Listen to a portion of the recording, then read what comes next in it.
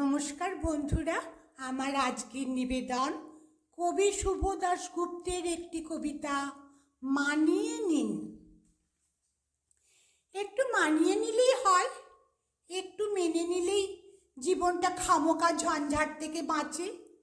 তা আপনারা এমন লোক সব কিছুতেই মানবেন না, মানিয়েও নেবেন না, আর তাতেই যত ঝামেলা। আরে বাবা, পড়শির মেয়ের বিয়ে, দুদিন আগে থেকে তিনি শখ করে ছাদের ওপর মাইক লাগিয়েছেন, গাক গাক করে ঝমঝম করে হিন্দি গান বাজছে। আপনার ছেলের দুদিন পর মাধ্যমিক, তা বলে তিনি মেয়ের বিয়েতে আনন্দ করবেন না?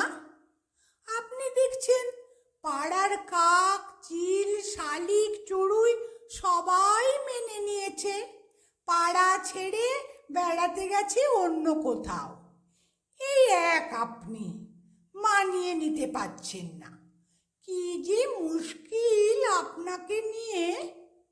200 টাকার টিকিট 2500-এ কিনে ফ্লাক্সে জলের বদলে জিন ভর্তি করে খেলা দেখতে ইডেনে গেছে কলকাতার বোদ্ধা দর্শকেরা। তা সে ম্যাচে ইন্ডিয়া হারে কোন আক্কেলে? এর আগে কখনো বিশ্বে কেউ এমন হেরেছে? তা এতে মেজাজ সপ্তমে চড়বে না? গ্যালারি থেকে 14 অক্ষরের গালিগালাজ করবে না? মদের বোতল বৃষ্টির মতো উড়ে এসে পড়বে না? দেশে কি গণতন্ত্র নেই? তা আপনি কলকাতার সম্মান, দেশের সম্মান, এই সব কেতাবি বুলি আউড়ে গজগজ করছেন।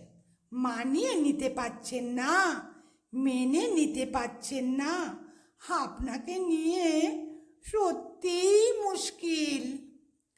পুজোর কটা দিনে পাড়ার ছেলেরা একটু বেশি মদ টদ খাবে, রাত জেগে ভিডিও চালিয়ে হট ছবি দেখবে, দশমীর ভাসানো মাথা টুপি লাগিয়ে কোমর দুলিয়ে নাচবে, বিসর্জনের মিছিল থেকে দক্ষিণা পবনের মতো ভেসে আসবে বাংলা মদের গন্ধ।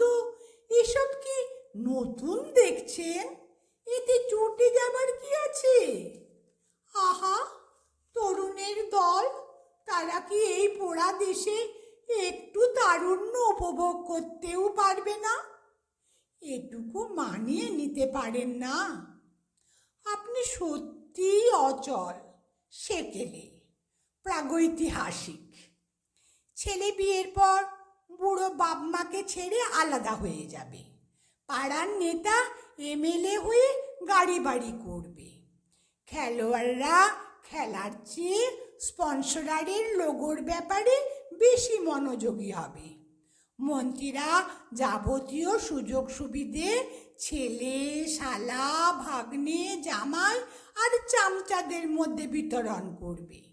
8টার ট্রেন 12:30টায় ছাড়বে, হাসপাতালের নার্সিংহোমেই সুচিকিৎসা স্লোগানে আপনাকে জপাবে, দোকানদারের বাটখারা তলার দিকে বড় বড় গর্ত করা থাকবে, আপনার ভোট অন্য লোকে দিয়ে দেবে, টিভির সিনেমায় প্রতি 1.5 মিনিটে 25টা করে বিজ্ঞাপনের জন্য ব্রেক দেয়া হবে, বর্ষায় রাস্তায় জল জমবে, পুলিশ ঘুষ খাবে, গায়ক খিস্তি দেবে, একটু আধটু গণধর্ষণ হবে, স্বাধীনতা দিবসে গলা কাঁপিয়ে ভারতবর্ষ স্বাধীনতার গল্প হবে, বাঙালির অম্বল হবে, মারোয়ারিদের টাকা হবে, ছাগলেরা সব খাবে, আপনি খাবেন।